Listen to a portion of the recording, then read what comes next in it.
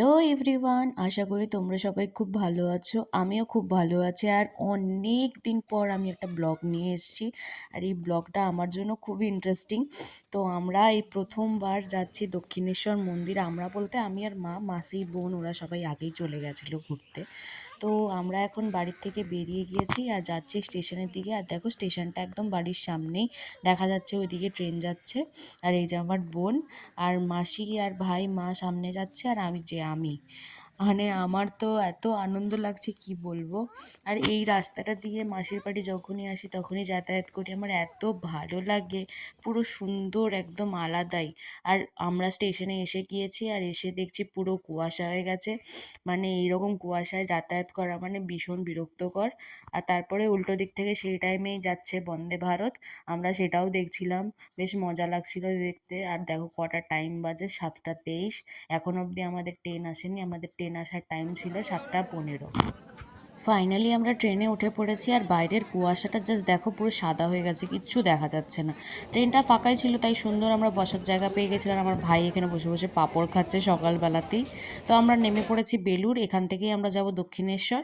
তো আগে ইচ্ছে ছিল বেলুড়টাই দেখার, কারণ যদি দক্ষিণেশ্বর যেতে আবার দেরি হয়ে যায়, সেই জন্য আমরা বেলুড় একদম যাওয়াটা এখন বন্ধ করে বেলুড় থেকেই এখন যাচ্ছি আমরা দক্ষিণেশ্বরের দিকে। আর বেলুড়ের এই নিচের রাস্তাটা জাস্ট ডিসকাস্টিং, মানে যেতে যেতে আমার মাথাটা খারাপ হয়ে গেলে, এত নোংরা বলে বোঝানো যায় না।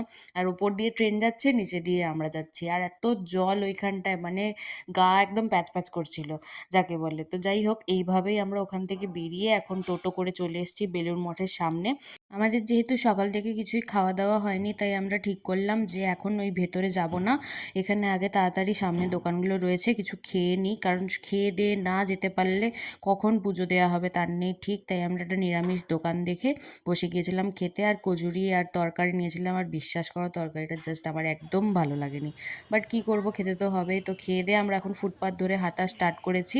আমরা এখান থেকে যাব ফেরিঘাট। ফার্স্টে ভেবেছিলাম বেলুড় মঠেই ঢুকবো, কিন্তু যেহেতু প্ল্যান চেঞ্জ হলো, এখানে দাঁড়িয়ে আমার এই ফুল গাছগুলো ক্যাপচার করতে তো 1 সেকেন্ডও টাইম লাগেনি, আমার এত ভালো লাগছিল। আর কি বলবো, আমার তো খুব আনন্দ লাগছে, যাচ্ছি। তো হঠাৎ করে যে প্ল্যানগুলো হয় সেগুলো যে সবসময় সাকসেসফুল হয়, এই জন্যই বলে যে আগে থেকে প্ল্যান করে রাখলে কিচ্ছু হয় না।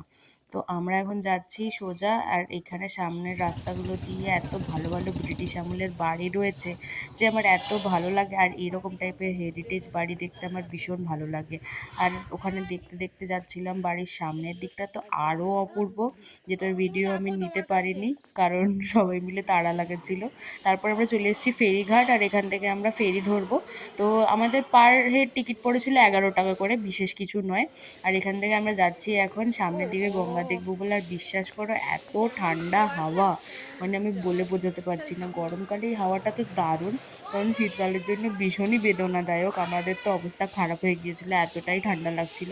তো ফাইনালি আমরা যাচ্ছি ফেরিঘাটের একদম দিকে, যাতে আমরা ফেরিটা ঠিকঠাক ধরতে পারি। আর এখানে পুরো সেপারেট করা আছে যাতে কারোর মধ্যে কারোর মারপিট না লেগে যায়। তো আমাদের যেখানটা আমরা ধরবো সেখানটা মোটামুটি ফাঁকাই আছে, কেউ এখন অবধি এসে পৌঁছোয়নি। আর ওই দিকে দেখতে পেয়েছি যে একটা ট্রলার আসছে, আমরা আশা করছি ওটাতেই যাব। আর দেখো ভিড়টা দেখো, জাস্ট আসার, মানে আমরা এত দেরি করে আসছি, মানে অলরেডি লোকের পুজো দিয়ে কমপ্লিট হয়ে গেছে, তারপরে আমরা যাচ্ছি পুজো দিতে। তো সবাই আস্তে আস্তে নামছে, সবাই নেমে যাওয়ার পর তারপরে আমরা উঠবো। হুড়োহুড়ি করতে গেলে কে জলে পড়ে যাবে তার একটা ভয় থাকে, তো সেই কারণের জন্য যারা আগে যাবে তাদেরকে আগেই বের করে দিয়েছে। তো আমরা তারপরে উঠে পড়েছি, আর আমার এত মজা লাগছে, আমি আগেও একবার উঠেছি ফেরিতে, তখন আমার ভীষণ ভয় লাগছিল, বাট এবার আমার মজা লাগছে, আমার ভালো লেগেছে এবারে খুব।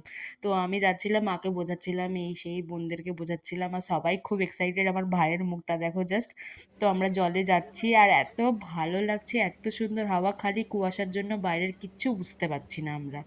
ফাঁকা ছিল বলে আমাদের অতটা প্রবলেমও হয়নি। তো আমরা ওখানে খেয়েছিলাম একটা লেবু চা, জাস্ট যাকে বলে একদম অসম খেতে।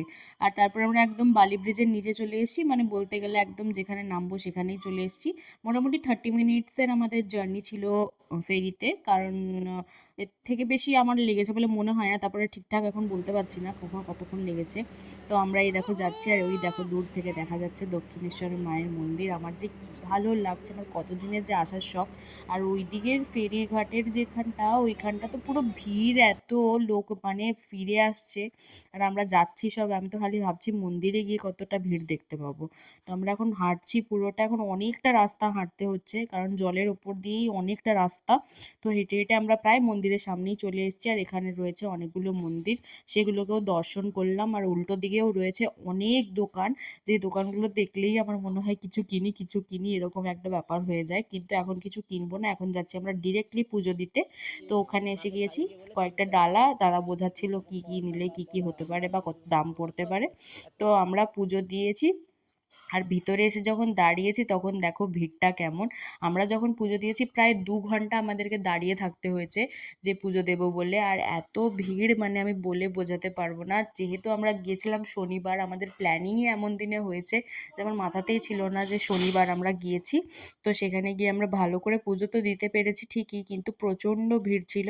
এখনও আমরা যখন ফেরিঘাট থেকে এসেছিলাম তখন আমাদের এত ভিড় ছিল না, কিন্তু এখন ফেরিঘাট থেকেই পুরো লাইন এত, মানে আমার তো দেখে মাথা খারাপ হয়ে গেছে। তো তারপরে আমরা আবার টিকিট কাটলাম, এখান থেকেও সেম প্রাইস, ওখানে যাওয়ার জন্য 11 টাকা করে। তো আমরা দাঁড়িয়েছিলাম, আর ওদিকে লঞ্চ দেখো পুরো ভিড়, মানে ঠাসা লোক আসছে, আমি ভাবছি খালি যে লোকের শেষ নেই। তো এবারে ফেরিতে উঠে তো পুরো ভিড় হয়ে গেছে, কিছুই দেখতে পাইনি। তো কি করব, সেখানে আমরা লাস্টে ঘটি গরম খাচ্ছি, ঘটি গরমটা তো খেতে বেশ ভালোই লাগলো। আর তারপরে এলাম বেলুড়ে, এখানে এসে দেখলাম টুকটাক জিনিসপত্র কিছু কেনাকাটি করা যায় কিনা, যাই দেখছি তাই কিনতে ইচ্ছে করছে, কিন্তু সেসব তো করা যাবে না। তারপর আমরা যাচ্ছি বেলুড় মঠের দিকে, কিন্তু আমাদের এতটাই যে কপাল খারাপ, আমরা টাইমিংটা জেনে আসিনি, সেই কারণের জন্য অনেক সেই 3:30-র সময় খুলবে।